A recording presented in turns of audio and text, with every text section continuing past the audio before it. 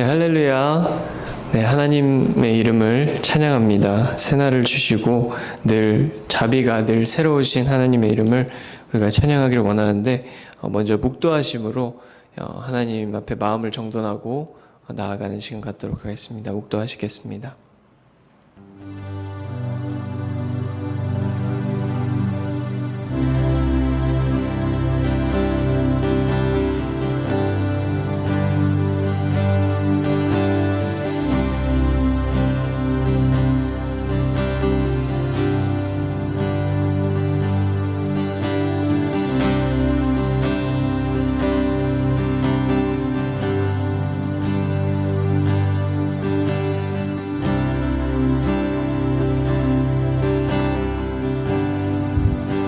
주님, 그렇습니다.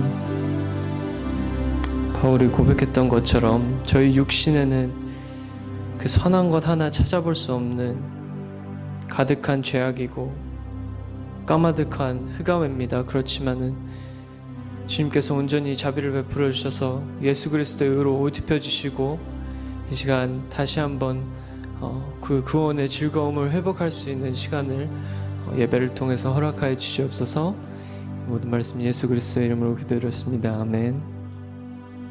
네, 우리 주의 음성을 내가 들으니 찬양하시겠습니다.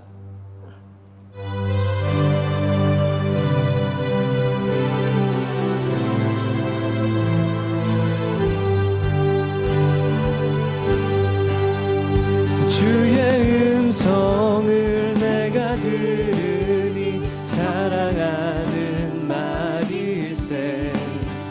믿는 마음으로 주께 가오니 나를 영접하소서. 내가 매일 십자가 앞에 더 가까이 가오니 구세주의 흘린 보배 피로써 나를 정케 하소서. 주여 넓으신 은혜 베푸사 나를 받아주시고 나의 품은 뜻 주의 뜻같이 되게 하여 주소서. 내가 매일 십자가 앞에 더 가까이 가오니 구세주의 흘린 보배 피로써 나를 정케 하소서. 주의 보좌로 나갈 때에 어찌하니 기쁠까. 주의 얼굴을 항상 배우니 더욱 친근합니다. 내가 매일 십자가 앞에 더 가까이 가오니 구세주의 흘린 보배 피로써 나를 정케 하소서. 우리 구주의 넓은 사랑을 증량할 자 없으며 주가 주시는 참된 기쁨도 헤아릴 수 없도다. 내가 매일 십자가 앞에 더 가까이 가오니 구세주의 흘린 보배 피로써 나를 정케 하소서. 내가 매일 십자가 앞에 십자가 앞에 더 가까이 가오니 구세주의 흘린 보배 피로써 나를 정케 하소서. 아멘. 시편 51편 10절부터 13절 말씀은 이렇게 얘기합니다. 하나님이여 내 속에 정한 마음을 창조하시고 내 안에 정직한 영을 새롭게 하소서. 나를 주 앞에서 쫓아내지 마시며 주의 성령을 내게서 거두지 마소서. 주의 구원의 즐거움을 내게 회복시키시고 자원하는 심령을 주사 나를 붙드소서. 아멘. 우리 시간 정말 다윗의 고백처럼 우리 하나님께서 정말 정결한 마음을 달라고 찬양하면서 나아갔으면 좋겠습니다. 우리 정결한 마음 주시옵소서. 찬양하시겠습니다.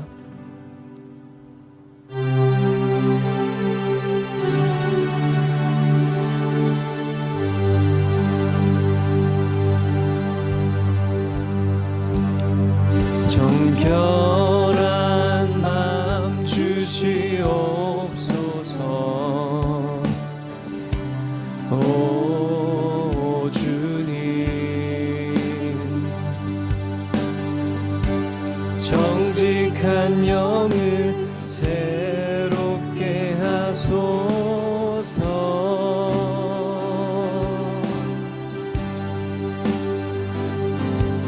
정결한 마음 주시옵소서. 오 주님, 오 주님, 정직한 영을 새롭게 하소서.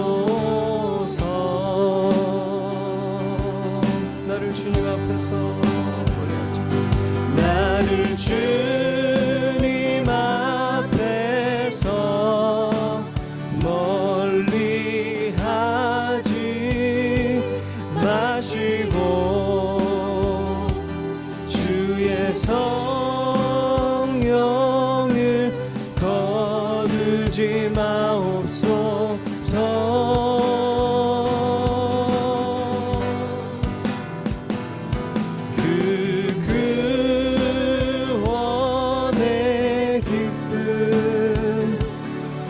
다시 회복시키시고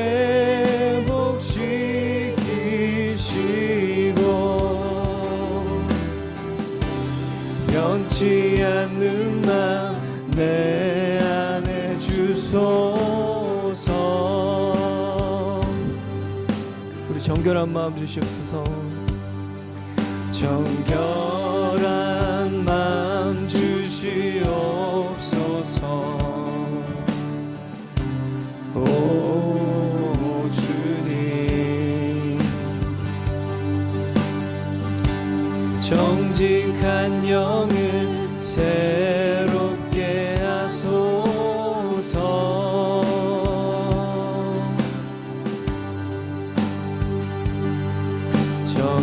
정결한 마음 주시옵소서. 오 주님, 오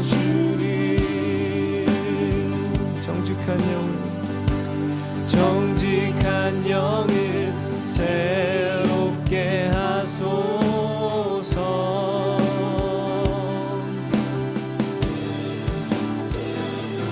나를 주님 앞에서 멀리 하지 마시고 주의 성령을 거두지 마옵소서.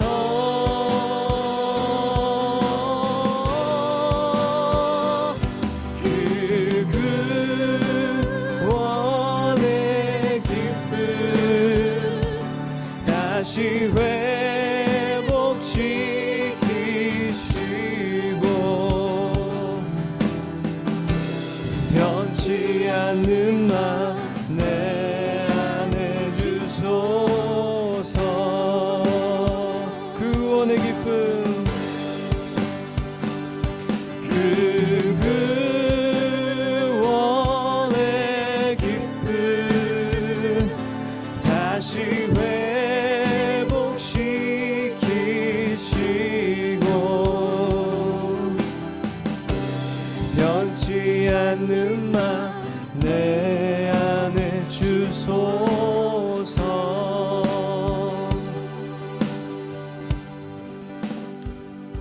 주님, 저희가 정말 찬양했던 것처럼 저희를 절대 떠나지 말아주시고 주님 온전히 주님의 성령으로 함께 하셔서 언제나 저희가 주님을 따르고 주님 말씀에 순종하며 살아갈 수 있도록 도와주시옵소서.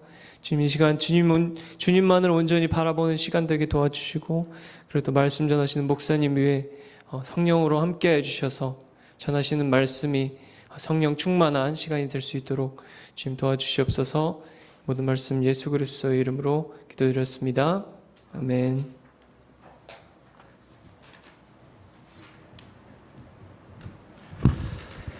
할렐루야, 반갑습니다.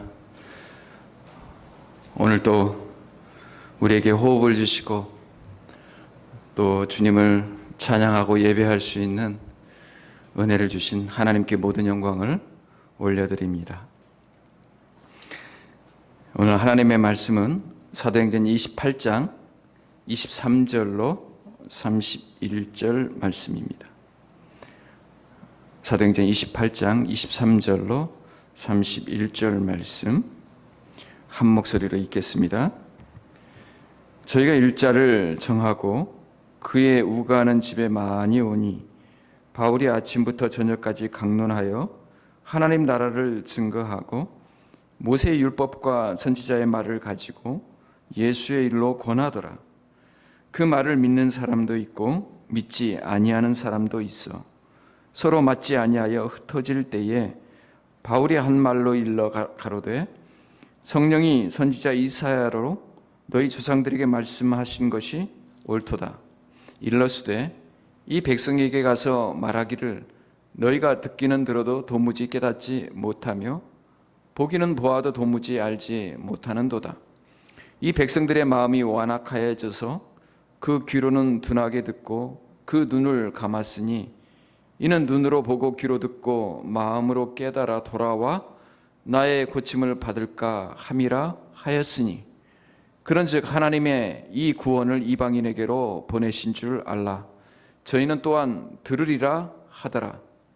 바울이 온 이태를 자기 셋집에 유하며 자기에게 오는 사람을 다 영접하고 담대히 하나님 나라를 전파하며 주 예수 그리스도께 관한 것을 가르치되 그 많은 사람이 없었더라. 아멘.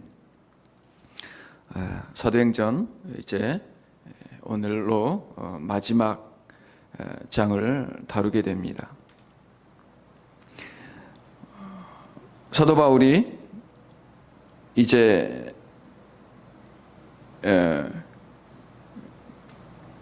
로마에 이르게 되었고 로마에서 마지막 증언을 하게 됩니다. 근데 사도 바울이 로마에 있을 때 아직 죄수의 입장이 아니라 연금, 가택 연금을 받은 상태, 거의 약간의 자유를 준 상태로 그 신분이 그러한 상태가 됩니다. 그리고 오늘 말씀을 보니까 새 집을 얻었다. 렌트를 해서 그 집에 약 2년 동안 거하면서 끊임없이 이 말씀을 증거하게 됩니다. 그러니까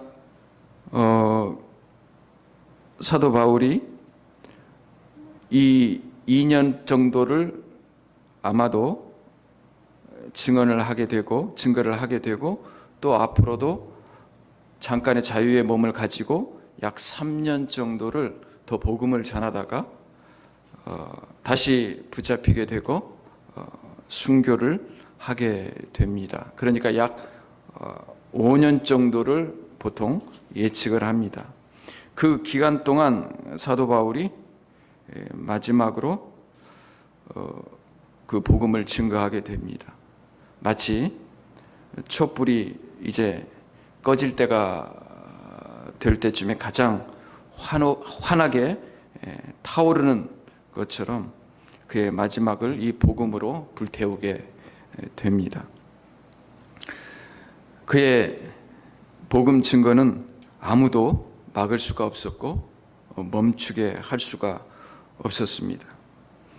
그래서 오늘 말씀을 통해서 그 멈출 수 없는 이야기, 지금도 계속 증거되어야 할 이야기에 대해서 멈출 수 없는 이야기라는 제목을 가지고 함께 은혜를 나누겠습니다.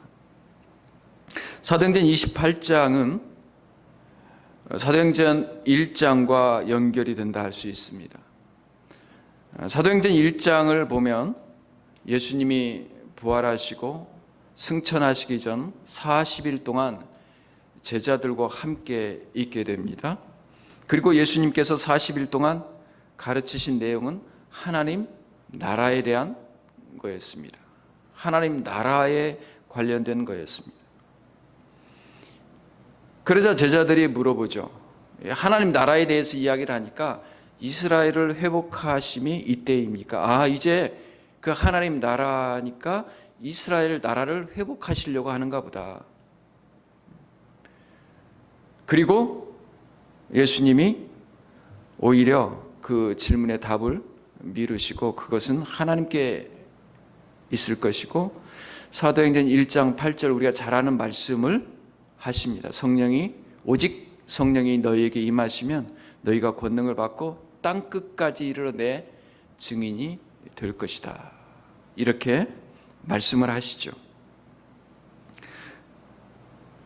그런데 사도행전 28장에도 그 말씀을 이어받아서 사도 바울이 마치 예수님께서 하셨던 그 하나님 나라에 관련되어서 다시 언급을 하고 하나님 나라와 예수 그리스도에 대해서 끊임없이 증거를 하게 됩니다. 그리고 우리가 오늘 읽었지만 31절에 담대히 하나님 나라를 전파하며 주 예수 그리스도께 관한 것을 가르치되 그 많은 사람이 없었더라 하고 끝을 맺습니다. 뭔가 이렇게 편지의 형식을 봤을 때에는 끝맺음이 이렇게 어색합니다. 뭔가가 계속 이어져야 할 것 같은 그런 여운이 있습니다. 그것은 아마도 성령께서 임하셔서 사도 바울을 통해서 일하시고 이제 사도 바울뿐만 아니라 다른 사람을 통해서 이 하나님 나라가 전파되고 예수 그리스도가 전파될 것이다 라는 그런 여운을 남기고 있습니다. 사도 바울이 증거했던 하나님의 나라, 우리도 동일하게 하나님의 나라 그러면 참 이 개념이 분명하지가 않습니다. 하나님의 나라는 어떤 나라일까? 그러면 하나님의 그 다스리는 정치는 어떤 정치일까? 우리가 이 세상의 정치에 대해서는 많이 언급을 합니다. 누가 정말 대통령이 되어야 하고 누가 국회의원이 되어야 하고 누가 관료가 되어야 하고 누가 행정요원이 되어야 하는지 이것에 대해서는 이야기를 많이 하지만 사실 우리가 하나님 나라에 대해서는 많이 이야기를 하지 않습니다. 왜냐하면 하나님 나라에 대해서 잘 모르니까요. 그리고 하나님 나라에 대해서 관심이 없어요. 알지도 못하고 관심도 없으니까 우리가 말을 못하는 거예요. 그냥 이 땅에 보이는 정치에 우리가 목매다는 거예요. 그래서 오늘은 그 하나님 나라와 예수 그리스도, 사도 바울의 그 주요 복음은 하나님 나라와 예수 그리스도에 관련된 것입니다. 물론 하나님 나라가 신약에서 시작되었지만 구약에서 희미하게 보입니다. 하나님께서 아브라함을 택하시고 이스라엘이라는 나라를 만드시고 그들을 창대케 하실 때 하나님의 기대가 있었어요. 그것은 이스라엘 나라를 통해서 하나님이 누구신가, 하나님의 거룩함과 하나님의 공의와 하나님의 살아계심을 보여주기를 원했어요. 그런데 이스라엘 백성의 완악함과 교만함과 또 우상숭배로 인해서 실패하게 됩니다. 그래서 하나님이 실망했고 그럴 때마다 하나님께서 뭔가 희미하게 하나님의 나라는 앞으로 이런 나라가 될 것이다. 하나님의 백성은 이런 백성이 될 것이다 라는 말씀들을 해주십니다. 그게 예레미야 31장에 보면 언급이 되어 있습니다. 31장 32절로 34절에 제가 읽어보겠습니다. 나 여호와가 말하노라. 이 언약은 내가 그들의 열조의 손을 잡고 애굽 땅에서 인도하여 내던 날에 세운 것과 같지 아니할 것은 내가 그들의 남편이 되었어도 그들이 내 언약을 파하였음이니라. 나 여호와가 말하노라. 그러나 그날 후에 내가 이스라엘 집에 세울 언약은 이러하니 곧 내가 나의 법을 그들의 속에 두며 그 마음에 기록하여 나는 그들의 하나님이 되고 그들은 내 백성이 될 것이라. 그들이 다시는 각각 각기 이웃과 형제를 가리켜 이르기를 너는 여호와를 알라 하지 아니하리니 이는 작은 자로부터 큰 자까지 다 나를 알미니라. 내가 그들의 죄악을 사하고 다시는 그 죄를 기억지 아니하리라. 여호와의 말이니라. 아멘. 네, 하나님께서 이제 율법을 주셨는데 뭔가 하나님이 이제 새로 세우실 공동체에는 그 법을 그 마음속에 둔다는 거예요. 그 마음속에 두어서 다스리겠다라고 이야기를 합니다. 에스겔서 보면은 또 나옵니다. 36장 25절로 27절 말씀 제가 읽겠습니다. 맑은 물로 너희에게 뿌려서 너희로 정결케 하되 곧 너희 모든 더러운 것에서와 모든 우상을 섬김에서 너희를 정결케 할 것이며 또 새 영을 너희 속에 두고 새 마음을 너희에게 주되 너희 육신에서 굳은 마음을 제하고 부드러운 마음을 줄 것이며 또 내 신을 너희 속에 두어 너희로 내 율례를 행하게 하리니 너희가 내 규례를 지켜 행할지라. 아멘. 이게 실패한 이스라엘 백성의 그 공동체를 바라보면서 하나님께서 하나님 마음 가운데 새로운 백성에 대한 기대와 소망을 이야기하고 있는 것입니다. 그러면서 이 하나님의 백성과 더불어서 그 나라를 실현시킬, 그 나라를 구현시킬 그 메시아가 올 것이다 이야기를 하는 거죠. 그 메시아가 와서 너희를 새롭게 할 것이다. 너희를 변화시킬 것이다. 그리고 너희를 자유롭게 할 것이다. 이렇게 이야기를 합니다. 그런데 이스라엘 백성들은 이 하나님의 이 말씀, 미래에 이뤄질 하나님의 나라와 메시아에 대한 생각들을 현실 정치와 현실의 대통령과 왕으로 생각을 했어요. 그러니까 하나님 나라를 이야기를 해도 이해가 안 되는 거예요. 메시아가 예수님이 메시아라고 해도 이해가 안 되는 거예요. 왜냐하면 그들이 생각하는 메시아는 능력 있는 카리스마가 있는 왕이었어요. 경제도 해결해주고 나라의 정치도 해결해서 자유롭게 하고 북극 강병을 이루어서 다른 나라를 통치할 수 있는 그런 나라.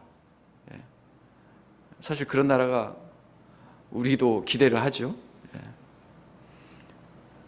그러니까 하나님 나라는 보이는 나라가 아니라 하나님의 나라와 하나님의 통치는 이 법으로 해서 이 외압적인 힘에 의해서 이끌어가는 그런 공동체가 아니라 하나님의 나라는 우리의 마음 가운데 이루어지는 거죠.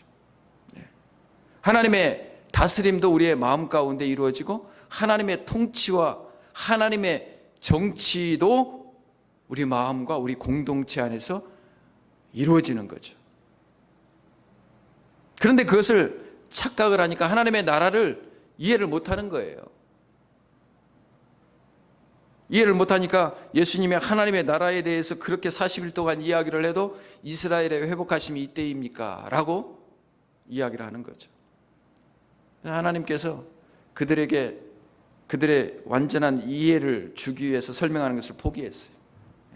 그리고 성령을 너희가 경험하게 되면 성령이 임하시면, 성령이 네 마음 가운데 오시면 그냥 이해하게 될 것이다. 그 보이지 않는 나라를 이해하게 되고 경험하게 될 것이다.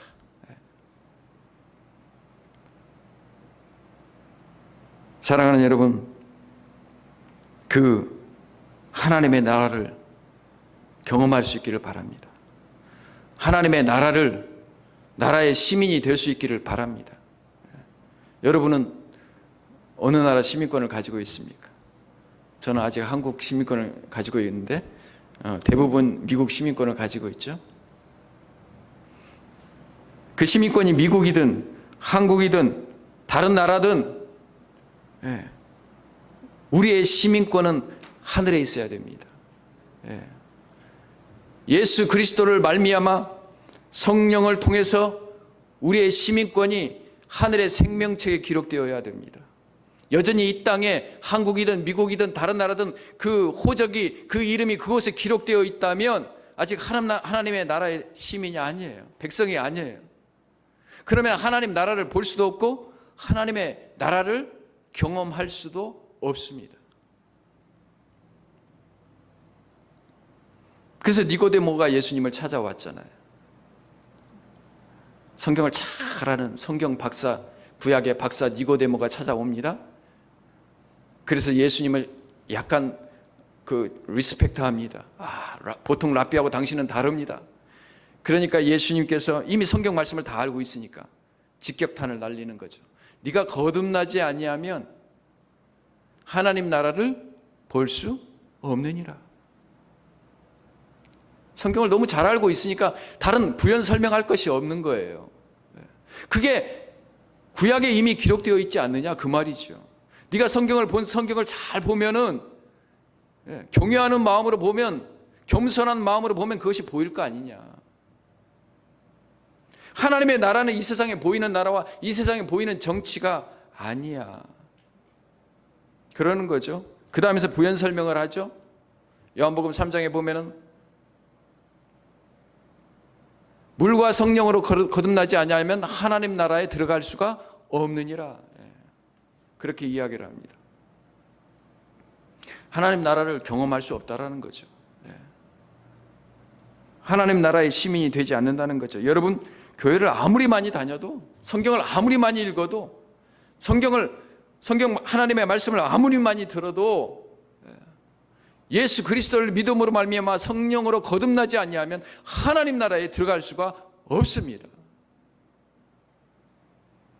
그래서 하나님 나라를 경험하는 거죠.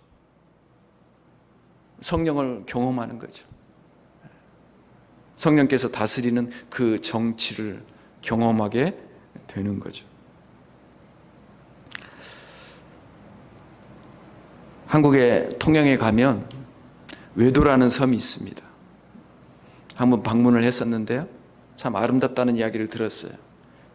그래서 이제 배를 타고 그 섬에까지 갑니다. 멀리서 기대를 하면서 봅니다. 그 멀리서 봐도 참 경치가 괜찮은 것 같아요. 그 한 분이 그 섬을 평생토록 가꿨다고 합니다. 그래서 온 섬이 다 그냥 가든이에요. 정원이에요. 사람이 만들 수 있는 작품 중에 가장 훌륭한 작품 중에 하나가 아닌가 싶습니다. 그래서 드디어 그 섬에 도착을 하고 그 안으로 문 안으로 딱 들어갔습니다. 그런데 웬걸요? 겉에서 봤을 때 보는 그 아름다움은 비교할 수 없는 오밀조밀하고 그 아름다움이 가득 차 있는 거예요. 멀리서는 보이지 않는 그 안에서 보는 그 아주 특별한 꽃들이 옹기종기 이렇게 모여 있는데 얼마나 아름답지. 비밀의 화원 같았어요. 밖에서는 볼 수 없는 그 안에 들어가면 보여지는 그 아름다운 모습. 그 정상에 탁 올라갔더니 그곳에는 한 채의 기도할 수 있는 공간이 있더라고요. 그리고 성경이 펴져 있어요. 그때 그걸 알았어요. 이분이 크리스찬이구나. 그래서 그곳에 앉아서 탁 경치를 봤어요. 너무너무 아름다워. 제일 처음에는 사람이 이렇게 위대할 수 있구나, 그걸 느꼈고, 두 번째는 그 성경 앞에서 이야, 하나님은 정말 위대하시구나. 이런 사람을 하나님이 만드셨어. 이 자연도 하나님이 만드셨지만 이렇게 뭔가를 가꿀 수 있는 사람도 하나님이 만드셨구나. 하나님의 아름다움에 감탄을 했어요. 여러분, 하나님 나라에 들어가면 그 하나님의 아름다움을 경험할 수 있습니다. 하나님의 신비로움을 경험할 수 있습니다. 그분의 궁정에 들어가면 우리가 말로 형용할 수 없는 하나님의 아름다움을, 그분의 말씀을, 그분의 임재를 우리가 경험할 수 있습니다. 하나님 나라에 들어가 볼 수 있기를 바랍니다.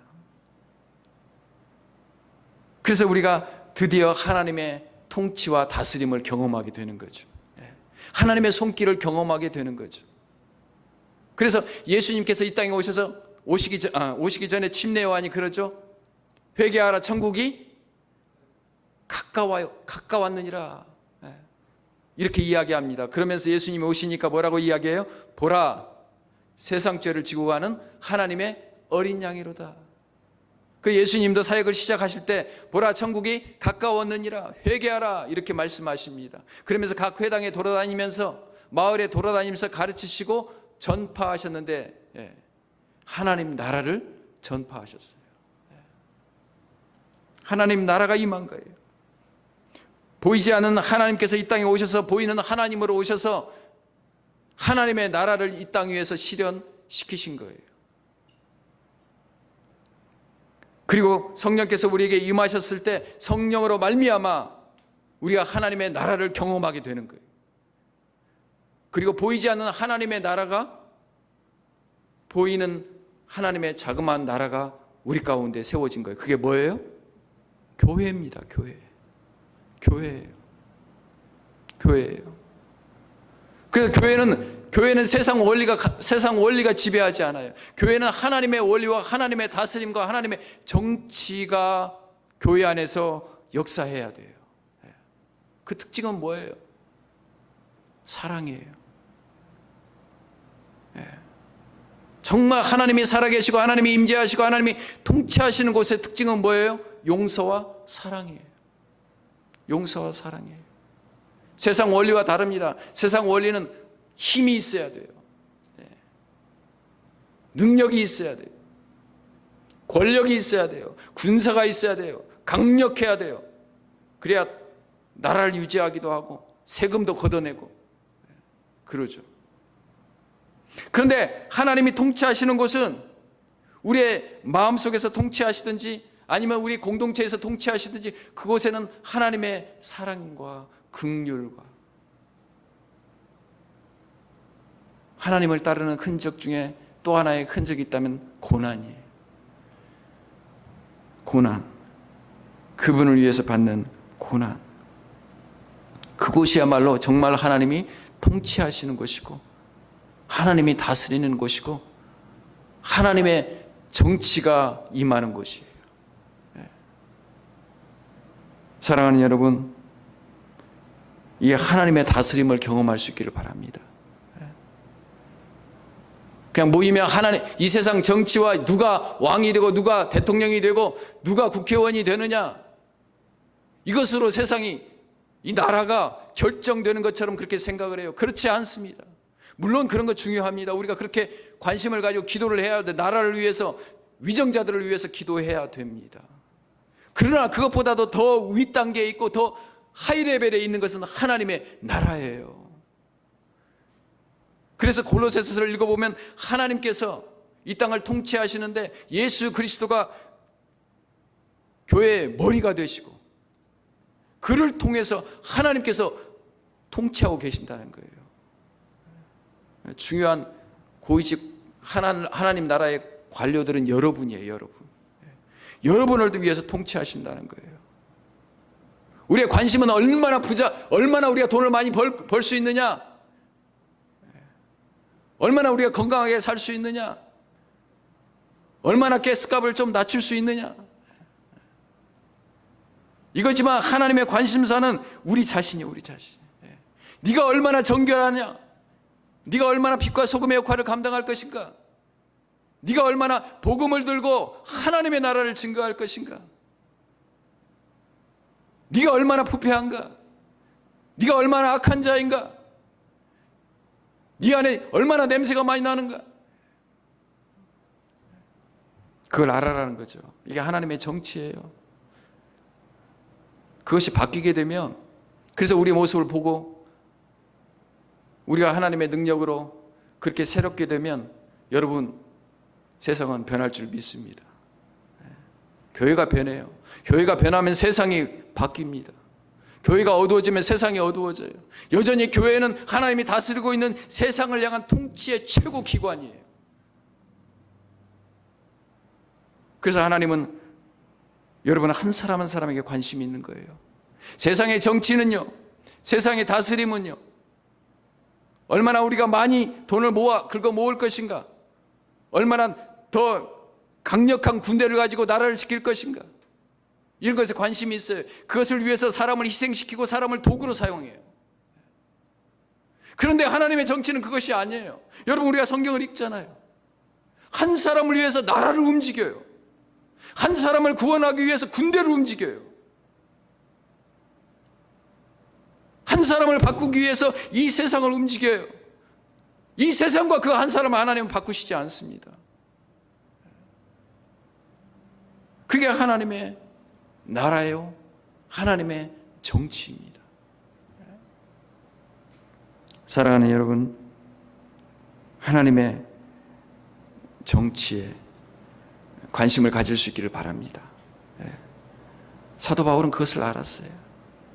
그래서 마지막 그가 전했던 복음, 이 하나님의 나라, 장차 우리가 경험하게 될 하나님의 나라, 지금 임한 하나님의 나라에 대해서 이야기를 하고 그것에 들어가기 위해서 예수 그리스도에 관해서 열심히 가르쳤던 거죠.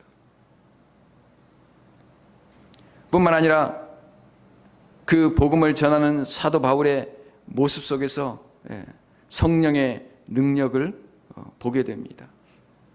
제가 서두에 말씀드렸죠. 사도행전 1장 8절에 이어지는 성령의 능력이 임하시면 너희가 땅끝까지 이르러 복음을 전하게 될 것이다. 지금 사도 바울이 그 끊임없이 전하는 이 복음은 자기의 힘이 아니라 성령의 능력이에요. 성령의 능력이에요. 사도 바울이 복음을 전할 때 항상 어느 곳을 가든지 유대인들에게 먼저 갑니다. 그리고 복음을 전합니다. 그런데 항상 핍박을 받아요. 어려움을 당해요. 배척을 당해요. 미움을 받아요. 그러면 사도 바울이 또 발에서 먼지를 털어버리고 이 말씀을 또 이렇게 인용을 하죠. 내가 그래서 이방인으로 간다. 이제 다시는 너희들 꼴도 보기 싫다라고 이야기를 하는 것처럼 들려요. 저는 그런 뉘앙스로 읽게 됩니다. 그런데 또 다음 지역에 가면 어디로 가요? 회당으로 가요. 또 유대인들에게 복음을 전해요. 여러분, 같은 동족에게, 같은 혈육에게, 가족과 같은 사람에게 받는 상처는 아주 깊고 아픕니다. 오래갑니다. 그런데 또 가요. 그리고 또 가고 오늘 말씀의 마지막까지 가요. 오늘 말씀이 그거잖아요. 그 지금 로마에 거하면서 유대인 지도자들을 초청합니다. 그 집으로 초청해요. 우리가 앞에 말씀을 읽지 않았는데, 그래서 많은 사람들이 사도 바울에게 와서 하나님 나라와 예수 그리스도에 대해서 권면을 받습니다. 마지막까지요. 저는 이것을 보면서 사도 바울이 저는 참 때로는 냉정한 사람이라고 생각했는데 그게 아니더라고요. 사도 바울은 그 마음속에 불쌍히 여기고 자기 민족을 긍휼히 여기는 마음이 있었어요. 용서하는 마음이 있어요. 사랑하는 마음이 있었어요. 그러니까 또 가는 거예요. 그게 사람의 힘으로는 안 되죠. 나를 싫어하는 사람 또 가는 게 쉽지가 않잖아요. 나를 거부하는 사람 또 사랑의 마음으로 가는 게 쉽지가 않잖아요. 어렵잖아요. 되도록이면 안 보고 싶죠. 네. 근데 사도 바울이 고백을 합니다. 로마서 9장 1, 2, 3절에 보면 이렇게 나옵니다. 내가 그리스도 안에서 참말을 하고 거짓말을 아니하노라. 내게 큰 근심이 있는 것과 마음에 그치지 않는 고통이 있는 것을 내 양심이 성령 안에서 나로 더불어 증가하노니 나의 형제 곧 고륙의 친척을 위하여 내 자신이 저주를 받아 그리스도에게서 끊어질지라도 원하는 바로라. 자기 마음에 뭐가 있었다는 거였어요? 고통이 있었다는 거예요. 배척을 받아서 받은 고통도 있지만 그들이 예수 그리스도를 받아들이지 못하고 하나님 나라를 이해하지 못하고 그 보이는 나라와 아직도 그 자기들의 상상 속에 기다리는 그 메시아를 기다리는 그들을 볼 때 안타까움이 있는 거예요. 그러니까 그 마음이 미움에서 다시 사랑으로 옮겨진 거예요. 기도하니까 성령께서 그 마음을 바꾸시는 거예요. 어떻게? 또 사랑하도록. 사랑하는 여러분, 우리의 마음이 먼저 무슨 일을 하기 전에 그런 부드러운 마음이 될 수 있기를 바랍니다. 그것은 우리 힘으로 되지 않죠. 성령이 너에게 임하시면이라는 말이 결코 어떤 초자연적인 기적이나 권능을 이야기하는 것만은 아닙니다. 그건 사랑을 먼저 의미를 하는 거예요. 예수님이 영혼들을 고치시거나 복음을 전할 때 사랑의 마음이 있었잖아요. 우셨잖아요. 사도 바울도 그런 마음이 있었어요. 긍휼히 여기는 마음이 있었어요. 눈물을 흘리며 그 백성을 위해서 기도하는 마음이 있었던 거예요. 그러니까 또 그 영혼이 불쌍히 여겨지는 거예요. 그 유대인들이 불쌍히 여겨지는 거예요. 그들에게 돌을 맞을지도 몰라요. 그들 때문에 감옥에 또 갈지도 몰라요.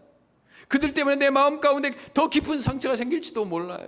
치유받지 못할 것 같은 그런 깊은 상처가 생길지도 몰라요. 그런데 성령께서 다시 그 마음을 회복시켜 주시는 거죠. 미워도 다시 한번 저들이 내가 복음을 전하지 않으면 누가 저들에게 복음을 전할 것인가? 내가 전하지 않으면 저들이 멸망할 것이고 저들이 그렇게 죽을 것인데 긍휼한 마음으로 그들에게 다시 다가가는 모습이 사도 바울의 마지막 모습이었습니다. 뿐만 아니라 그것과 잘 어울리지 않는 것처럼 보이지만 마지막 말씀이 뭐예요? 담대히 하나님 나라를 전파하며 주 예수 그리스도께 관한 것을 가르치되 그 많은 사람이 없었더라. 하나님 나라를 어떻게 전해요? 담대히 전해요. 성령의 능력으로 말미암아 그가 담대하게 증거합니다. 지금이 어떤 상황에 로마 제국, 거대한 힘을 가진 로마 제국이 그리고 이미 신격화된 황제 앞에 서게 될 거예요. 최고의 법정에 서게 될 것이면 그가 어쩌면 사형을 언도받을 수도 있어요. 죽을 수도 있어요. 그런데 그것 가운데 그렇게 위축되지도 않고 담대하게 복음을 증거했어요. 내 힘이 아니라 성령의 능력으로 말이죠. 마가복음 13장 11절에 이렇게 말씀합니다. 사람들이 너희를 끌어다가 넘겨줄 때에 무슨 말을 할까 미리 염려치 말고 무엇이든지 그 시에 너희에게 주시는 말을 하라. 말하는 이는 너희가 아니요 성령이시니라. 아무리 위험하고 급박하고 무시무시한 상황이 올지라도 성령께서 너희 안에 계시면 반드시 해야 할 말을 하게 할 것이다. 그 말을 하지 않으면 견딜 수 없는 그 말이 있다. 아니 멈출 수 없는 이야기가 있다. 계속되어야 할 이야기가 있다. 물론 우리가 다 사도 바울과 같을 수는 없어요. 사도 바울보다 더 연약할 수 있어요. 더 의지가 약할 수도 있습니다. 더 쉽게 넘어질 수도 있어요. 그런데 성령께서 우리 안에 오시면 그 연약함을 강함으로 바꿀 줄 믿습니다.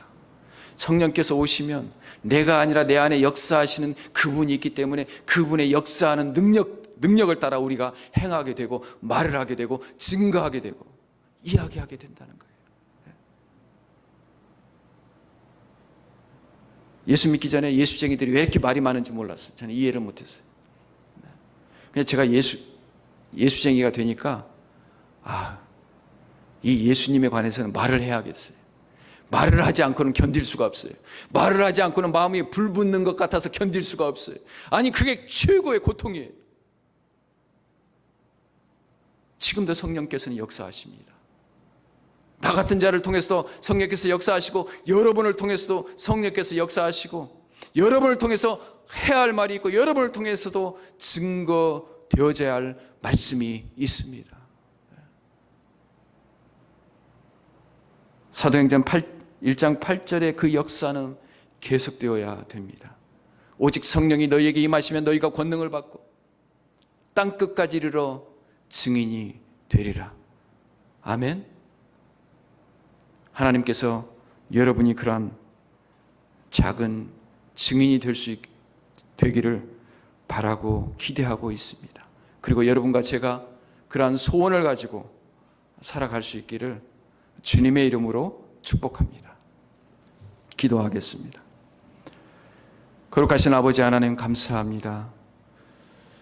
방황하고 참 철이 없이 내 욕심대로 살았던 우리 인생을 하나님 긍휼히 여겨주시고 예수 그리스도를 알게 하시고 그 성령께서 내 안에 오셔서 친히 증거하시고 내 안에서 하나님 다스림이 이루어지고 나를 정결케 하고 새롭게 하고 하나님 아버지 더 나아가서 하나님의 영광과 거룩함을 보이게 하는 도구로 사용해 주시니 감사합니다. 아버지 하나님, 사랑하는 성도님들, 형제 자매님들, 하나님께서 저들을 사용하여 주시옵소서. 이 사도행전 28장을 이어서 계속되어져야 할 이야기, 멈출 수 없는 이야기가 저들의 입술을 통해서 증거될 수 있도록 하나님 축복해 주시옵소서. 감사드리며 예수님의 이름으로 기도하옵나이다. 아멘.